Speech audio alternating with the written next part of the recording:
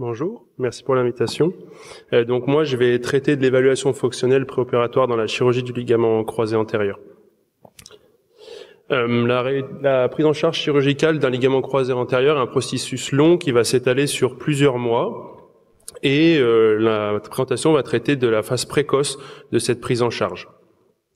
L'évaluation fonctionnelle, elle va être multidimensionnelle, elle va en comprendre 4 principales et elle est vraiment importante car elle peut être prédictive de la récupération post-opératoire du genou. Elle va être conditionnée par 2 facteurs principaux, le délai opératoire, habituellement compris entre 0 et 3 mois selon les lésions associées, et par la mise en place ou non d'une rééducation préopératoire. Actuellement, on n'a pas de consensus sur les modalités de cette rééducation, même si elle est habituellement recommandée. Le premier point, et probablement le plus important de la dimension de cette évaluation fonctionnelle, c'est l'examen clinique. Ça va être le contrôle et l'évolution de la douleur et de l'œdème post-traumatique, avec un rôle direct et une vraie valeur prédictive à 12 mois, notamment clinique pour la douleur. L'évaluation de la laxité antérieure, elle a déjà été traitée dans des présentations précédentes, je ne vais pas m'étaler dessus. Le troisième point, qui est également essentiel, c'est l'évaluation de la qualité de la fonctionnalité articulaire. En premier lieu, la récupération de l'extension complète du genou, une flexion au moins supérieure à 90 degrés, et dans l'idéal, une récupération complète et symétrique des amplitudes articulaires. Ce dernier point, il est en relation directe avec le niveau d'activité post-opératoire. Le dernier point essentiel de l'examen clinique, ça va être le contrôle de la bonne activation du quadriceps.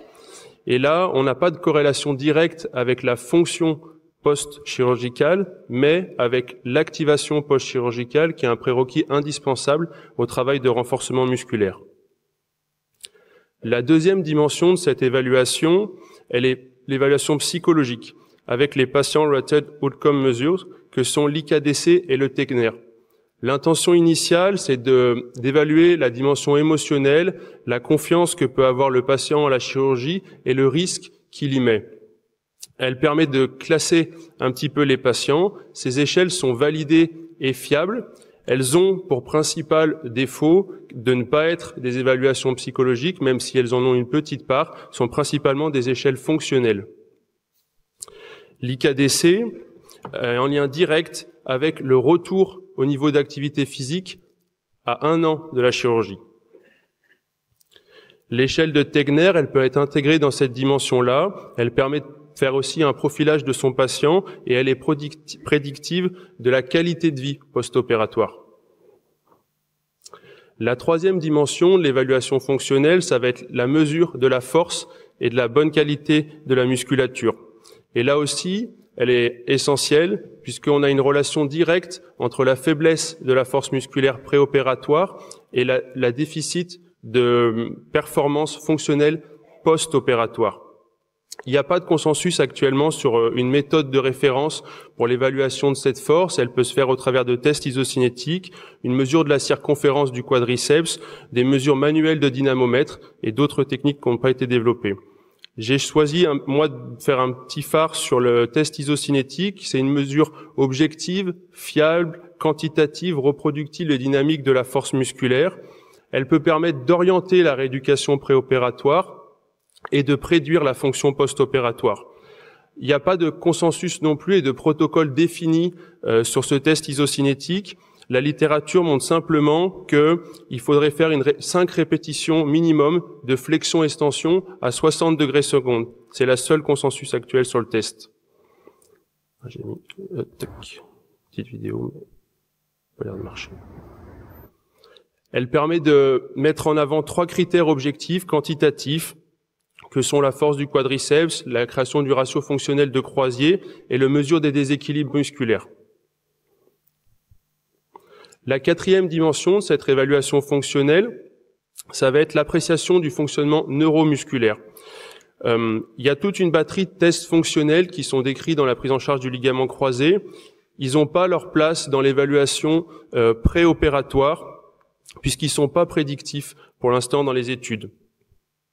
Le seul test qui pourrait être discuté dans l'évaluation fonctionnelle préopératoire, c'est le Limbal Symmetry Index, en tant que mesure de la qualité de la force musculaire et comme valeur de référence pour l'évaluation fonctionnelle post-opératoire précoce. Au milieu de tout ça, bien sûr, il y a certains laboratoires qui vont essayer de développer des outils composites qui vont permettre d'évaluer plusieurs dimensions à la fois.